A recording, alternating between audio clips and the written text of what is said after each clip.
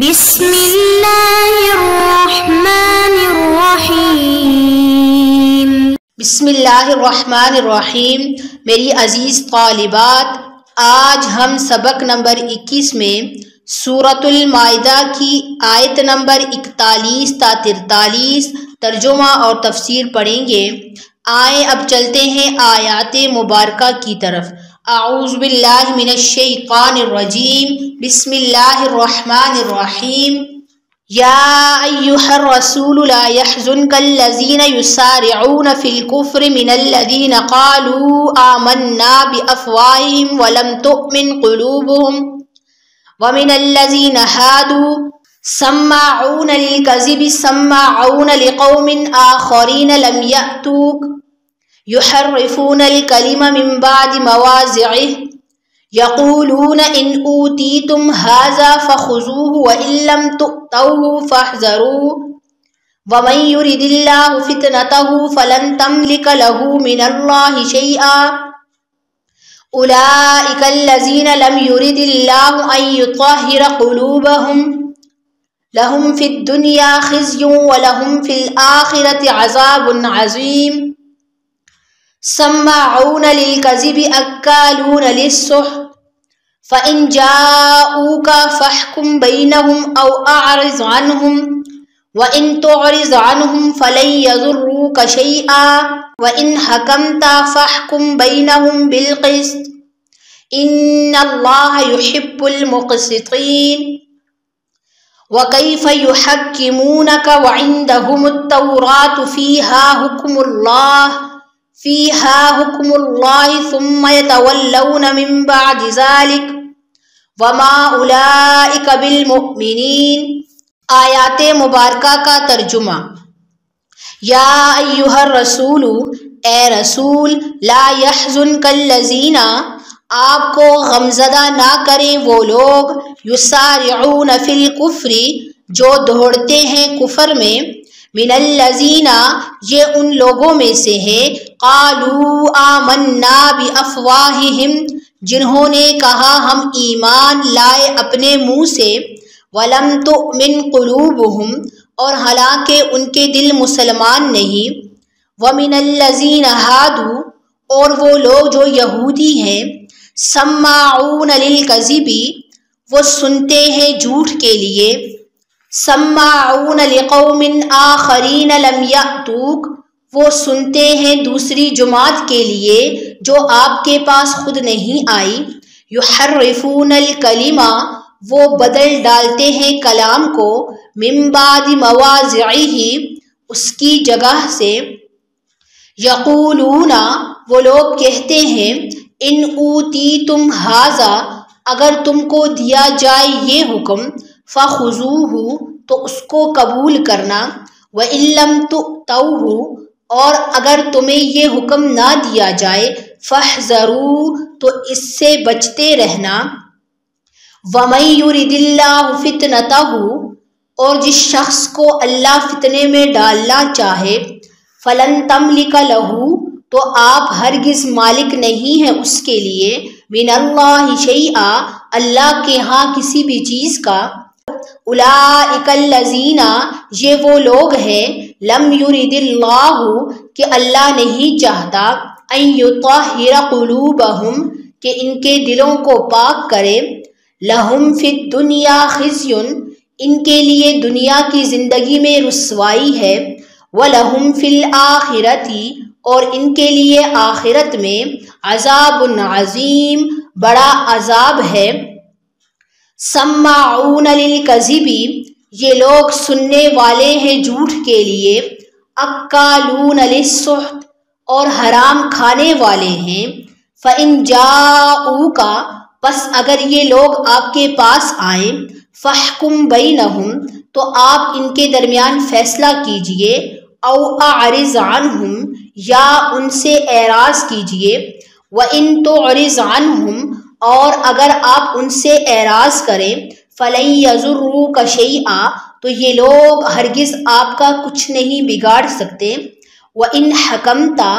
اور اگر آپ فیصلہ کریں، فَاحْكُمْ بَيْنَهُمْ، تو آپ کو چاہیے کہ آپ فیصلہ کریں ان کے درمیان بالقسط، انصاف کے ساتھ۔ ان اللہ، بے شک اللہ تعالیٰ، یحب المقسطین، محبت کرتا ہے انصاف کرنے والوں کے ساتھ۔ وَكَيْفَ يُحَكِّمُونَكَ، اور وہ لوگ آپ سے کیسے فیصلہ کروائیں گے۔ وَعِندَهُمُ التَّوْرَاةُ، اور حالانکہ ان کے پاس تورات موجود ہے۔ فِيهَا حُكْمُ اللَّهِ، جس میں اللہ کے احکام بھی موجود ہے۔ ثُمَّ يَتَوَلَّوْنَ، پھر وہ پھر جاتے ہیں، مِن بَعْدِ ذَلِكَ، اس کے بعد، وَمَا أُولَئِكَ بِالْمُؤْمِنِينَ، اور وہ ہرگز ماننے والے نہیں۔ آیات مبارکہ کی تفسیر۔ مذکورہ آیات کا گزشتہ آیات سے ربط۔ گزشتہ آیات میں اہل کتاب کا ذکر تھا، اور اب ان آیات میں بھی اہل کتاب ہی کا ذکر ہے کہ اہل کتاب میں سے بعض لوگ ایسے تھے جو کہ ظاہراً تو اپنے آپ کو مسلمان ظاہر کرتے تھے، لیکن حقیقت میں وہ یہودی تھے۔ نیز ان آیات میں مسلمانوں کو چند باتوں کی بھی ہدایت دی گئی ہے۔ مذکورہ آیات کا شان نزول۔ ان آیات کا پس منظر یہ ہے کہ یہ آیات دو واقعات کی وجہ سے نازل ہوئی۔ مدینہ میں یہود کے دو قبائل آباد تھے، بنو قریظہ اور بنو نذیر۔ اور بنو نذیر مال و دولت اور شان و شوکت میں بنو قریظہ سے زیادہ تھے، اور یہ لوگ ہر وقت بنو قریظہ پر ظلم و ستم کرتے تھے۔ بنو نذیر نے بنو قریظہ کو اس بات پر مجبور کیا کہ اگر ہمارا کوئی آدمی آپ کے کسی آدمی کو قتل کرے تو اس سے قصاص نہیں لیا جائے گا، بلکہ 70 وسق کھجوریں دیت کے طور پر ادا کی جائیں گی۔ لیکن اگر آپ کا کوئی آدمی ہمارے کسی آدمی کو قتل کرے تو اس سے قصاص بھی لیا جائے گا اور دگنی دیت بھی لی جائے گی۔ اسی طرح ہماری عورت کے بدلے میں آپ کا مرد، اور ہمارے ایک مرد کے بدلے میں آپ کے 2 مرد، اور ہمارے غلام کے بدلے میں آپ کا آزاد، اور اسی طرح ہمارے کسی آدمی کے 1 ہاتھ کے بدلے میں آپ کے آدمی کے 2 ہاتھ کاٹے جائیں گے۔ لیکن جب نبی پاک صلی اللہ علیہ وسلم مدینہ طیبہ تشریف لائے تو یہ دونوں قبائل اسلام میں داخل نہ ہوئے۔ اسی دوران یہ واقعہ پیش آیا کہ بنو قریظہ کے ایک آدمی نے بنو نذیر کے کسی آدمی کو قتل کر ڈالا، تو بنو نذیر نے طے شدہ معاہدے کے مطابق دگنی دیت کا مطالبہ کیا، تو بنو قریظہ نے دیت دینے سے انکار کیا اور کہا کہ اس کا فیصلہ نبی پاک صلی اللہ علیہ وسلم سے کرایا جائے، کیونکہ بنو قریظہ کو یہ معلوم تھا کہ نبی پاک صلی اللہ علیہ وسلم انصاف کے ساتھ فیصلہ فرمائیں گے۔ لیکن نبی پاک صلی اللہ علیہ وسلم کے پاس معاملہ جانے سے پہلے بنو نذیر نے اپنے کچھ لوگوں کو نبی پاک صلی اللہ علیہ وسلم کے پاس بھیجا، جو کہ حقیقت میں تو یہودی تھے لیکن ظاہراً اپنے آپ کو مسلمان ظاہر کرتے۔ بنو نذیر نے ان لوگوں کو نبی پاک کے پاس اس لیے بھیجا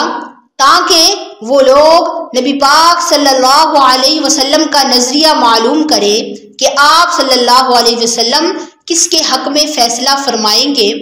اور ساتھ میں ان لوگوں نے یہ تاکید بھی کر دی کہ اگر نبی پاک صلی اللہ علیہ وسلم ہمارے حق میں فیصلہ فرمائے تو تم قبول کر لینا، اور اگر نبی پاک صلی اللہ علیہ وسلم ہمارے خلاف فیصلہ فرمائے تو تم نے قبول نہیں کرنا۔ دوسرا واقعہ یہ ہے کہ خیبر کے یہودیوں کے درمیان زنا کا ایک واقعہ پیش آیا۔ چونکہ زانی اور زانیہ دونوں بڑے خاندان سے تعلق رکھتے تھے، اس لیے یہودیوں نے یہ چاہا کہ ان کو سنسار نہ کیا جائے بلکہ ان کو کوئی ہلکی سزا دی جائے۔ اس لیے انہوں نے یہ مشورہ کیا کہ اس کا فیصلہ نبی پاک صلی اللہ علیہ وسلم سے کرایا جائے۔ چنانچہ کعب بن اشرف اور ان کا ایک وفد ان مجرموں کو لے کر نبی پاک صلی اللہ علیہ وسلم کی خدمت میں حاضر ہوا اور نبی پاک صلی اللہ علیہ وسلم سے دریافت کیا کہ محسن مرد اور محسنہ عورت اگر زنا کریں تو ان کی سزا کیا ہے؟ تو نبی پاک صلی اللہ علیہ وسلم نے فرمایا کہ کیا تم میرے فیصلے کو مانو گے؟ تو انہوں نے اقرار کیا کہ جی ہاں، ہم آپ کے فیصلے کو قبول کریں گے۔ تو اس وقت جبرائیل علیہ السلام یہ حکم لے کر نازل ہوئے کہ ان کو سنسار کیا جائے۔ جب ان لوگوں نے یہ فیصلہ سنا تو ماننے سے انکار کر دیا۔ تو نبی پاک صلی اللہ علیہ وسلم نے ان سے کہا، تم اس نوجوان کو کیسا سمجھتے ہو جو کہ فدق میں رہتا ہے اور جس کو ابن سوریہ کہا جاتا ہے؟ تو ان لوگوں نے کہا کہ یہود میں اس سے بڑا کوئی عالم موجود نہیں۔ تو نبی پاک صلی اللہ علیہ وسلم نے ابن سوریہ کو بلا کر اسے قسم دے کر پوچھا کہ تم بتاؤ کہ محسن مرد اور محسنہ عورت اگر زنا کریں تو ان کی سزا کیا ہے؟ تو ابن سوریہ نے کہا کہ اگر آپ مجھے اللہ کی قسم نہ دیتے تو میں ضرور تورات کے حکم کو چھپاتا، لیکن آپ صلی اللہ علیہ وسلم نے چونکہ اللہ کی قسم دی ہے، اس لیے میں کہتا ہوں کہ جو حکم اسلام میں ہے وہی حکم تورات میں بھی ہے کہ ان دونوں کو سنسار کیا جائے۔ تو نبی پاک صلی اللہ علیہ وسلم نے اس سے کہا، پھر تم لوگ تورات کا حکم کیوں چھپاتے ہو؟ تو ابن سوریہ نے کہا، اس کی اصل وجہ یہ ہے کہ ہمارا ایک بڑا آدمی اس جرم میں مبتلا ہوا تو ہم نے اس کو سنسار نہیں کیا، لیکن پھر جب ہمارا ایک معمولی آدمی اس گناہ میں مبتلا ہوا تو ہم نے اس کو سنسار کرنا چاہا۔ تو لوگوں نے احتجاج کیا کہ حکم سب کے لیے برابر ہونا چاہیے۔ تو ہم سب نے مل کر اس بات پر اتفاق کر لیا کہ تورات کے حکم کو چھوڑ کر کوئی ہلکی سزا مقرر کی جائے، اور اب ہم ایسا ہی کرتے ہیں۔ یا ایھا الرسول لا يحزنک الذین یسارعون فی الکفر من الذین قالوا آمنا بافواہہم ولم تؤمن قلوبہم۔ آیت کے اس جز میں آپ صلی اللہ علیہ وسلم کو تسلی دی گئی ہے کہ اے نبی، آپ ان لوگوں کے بارے میں غمزدہ نہ ہوں، کیونکہ جو لوگ آپ صلی اللہ علیہ وسلم کے پاس آئے ہیں اصل میں یہ لوگ منافقین ہیں اور یہودی ہیں، ان کا تعلق یہودیوں سے ہے اور یہ لوگ یہودیوں کے بھیجے ہوئے ہیں، اس لیے آپ صلی اللہ علیہ وسلم ان کی باتوں سے پریشان نہ ہوں۔ وَمِنَ الَّذِينَ هَادُوا سَمَّاعُونَ لِلْكَذِبِ سَمَّاعُونَ لِقَوْمٍ آخَرِينَ لَمْ يَأْتُوكَ۔ آیت کے اس جز میں یہودیوں کی چند بری خصلتوں کو بیان کیا گیا ہے کہ ان یہودیوں کی ایک بری خصلت یہ ہے کہ یہ لوگ جھوٹی بات سننے اور غلط بات سننے کے عادی ہیں، اور ان کے علماء بھی ان کے ساتھ ملے ہوئے ہیں کہ تورات کے حکم کی خلاف ورزی دیکھ کر بھی ان کے علماء ان کی پیروی کرتے ہیں اور ان کی غلط باتیں سنتے ہیں۔ اور اسی طرح ان یہودیوں کی ایک بری عادت یہ بھی ہے کہ یہ لوگ آپ صلی اللہ علیہ وسلم کے پاس دینی مسئلہ پوچھنے نہیں آئے، بلکہ یہ یہودی قوم کے جاسوس ہیں جو اپنے تکبر اور غرور کی وجہ سے آپ صلی اللہ علیہ وسلم کے پاس خود نہیں آئے اور ان لوگوں کو بھیجا ہے۔ یحرفون الکلم من بعد مواضعہ، ان یہودیوں کی تیسری بری خصلت یہ ہے کہ یہ لوگ اللہ کے احکام میں رد و بدل کرتے ہیں اور اپنی مرضی کے احکام بناتے ہیں۔ کبھی یہ لوگ الفاظ میں رد و بدل کرتے ہیں اور کبھی یہ لوگ معنوں میں رد و بدل کرتے ہیں، جیسا کہ ابھی گزرا ہے کہ ان لوگوں نے آیت رجم میں رد و بدل کر کے اپنی مرضی کی سزا مقرر کی تھی۔ یقولون ان اوتیتم ھذا فخذوہ وان لم تؤتوہ فاحذروا، ان یہودیوں نے اس آنے والے وقت سے یہ کہا تھا کہ اگر نبی پاک صلی اللہ علیہ وسلم ہماری مرضی کے مطابق فیصلہ کرے تو تم لوگ اس کو قبول کرنا، اور اگر نبی پاک صلی اللہ علیہ وسلم ہمارے مرضی کے خلاف کوئی دوسرا فیصلہ کرے تو اس کو قبول کرنے سے انکار کرنا۔ وَمَن يُرِدِ اللَّهُ فِتْنَتَهُ فَلَن تَمْلِكَ لَهُ مِنَ اللَّهِ شَيْئًا أُولَئِكَ الَّذِينَ لَمْ يُرِدِ اللَّهُ أَن يُطَهِّرَ قُلُوبَهُمْ، یعنی اللہ رب العزت فرماتے ہیں کہ اے نبی آپ ان لوگوں کے بارے میں زیادہ فکر مند نہ ہوں، کیونکہ جس شخص کو اللہ رب العزت فتنے میں ڈالنا چاہے، یعنی جس شخص کو اللہ ہدایت نہ دینا چاہے تو آپ صلی اللہ علیہ وسلم اس کو ہدایت نہیں دے سکتے، کیونکہ یہ ایسے لوگ ہیں کہ یہ اپنی نافرمانی، اپنی سرکشی اور اپنی گمراہی میں اتنے آگے نکل چکے ہیں کہ ان کی واپسی کی کوئی امید نہیں، اسی لیے اللہ تعالیٰ ان کے دلوں کو پاک نہیں کرتا، کیونکہ جو خود پاک ہونا چاہے اللہ اسی کو پاک کرتا ہے، لیکن جو شخص اپنی اصلاح نہ چاہے، جسے اپنی اصلاح کی خواہش نہ ہو، تو اللہ تعالیٰ بھی اسے ہدایت نہیں دیتا۔ لَهُمْ فِي الدُّنْيَا خِزْيٌ وَلَهُمْ فِي الْآخِرَةِ عَذَابٌ عَظِيمٌ، یعنی ان لوگوں کے لیے دنیا کی زندگی میں رسوائی اور ذلت تو ہے، لیکن اگر یہ لوگ اپنی حرکتوں سے باز نہ آئے اور توبہ نہ کی اور اسی حالت پر ان کا خاتمہ ہوا تو آخرت میں بھی ان کے لیے ایک بہت بڑا عذاب تیار کیا گیا ہے۔ سماعون للکذب اکالون للسحت، یعنی ان یہودیوں کی چوتھی بری خصلت یہ ہے کہ یہ لوگ جھوٹ بولنے کے ساتھ ساتھ حرام خور بھی ہیں کہ لوگوں کو غلط مسئلہ بتا کر اور غلط فتوے جاری کر کے ناجائز طریقے سے لوگوں کا مال کھاتے ہیں، اور اسی طرح یہ یہودی لوگ اہل عرب کا مال ناجائز طریقے سے کھاتے تھے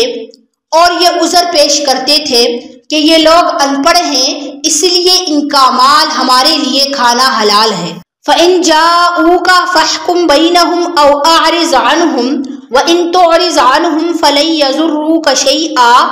وَإِن حَكَمْتَ فَاحْكُم بَيْنَهُمْ بِالْقِسْطِ إِنَّ اللَّهَ يُحِبُّ الْمُقْسِطِينَ۔ آیت کے اس جز میں یعنی اللہ رب العزت فرماتے ہیں کہ اے نبی جو لوگ آپ کے پاس آئے ہیں تو ان کے درمیان فیصلہ کرنا اور نہ کرنا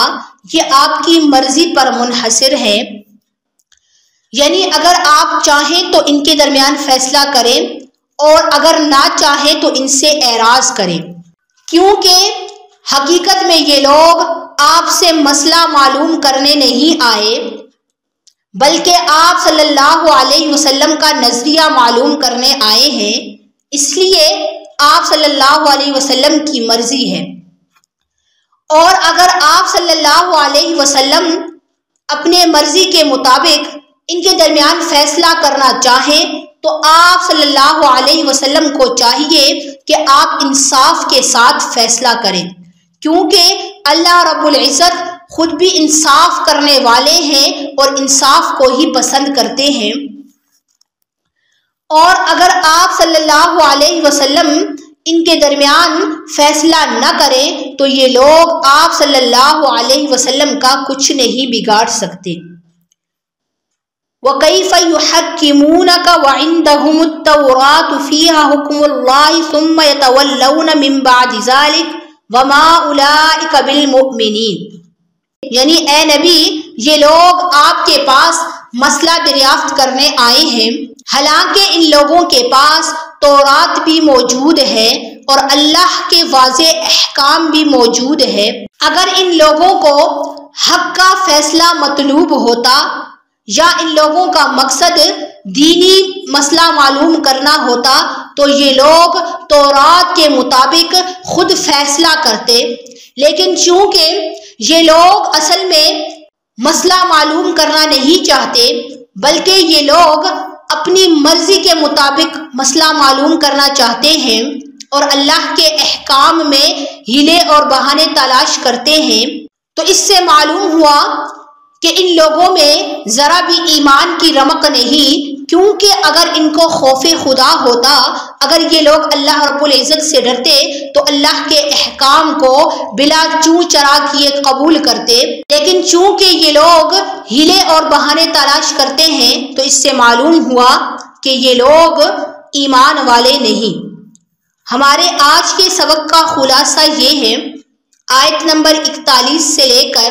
43 تک کا ترجمہ اور تفسیر، اور انشاءاللہ کل ہم سبق نمبر 22 میں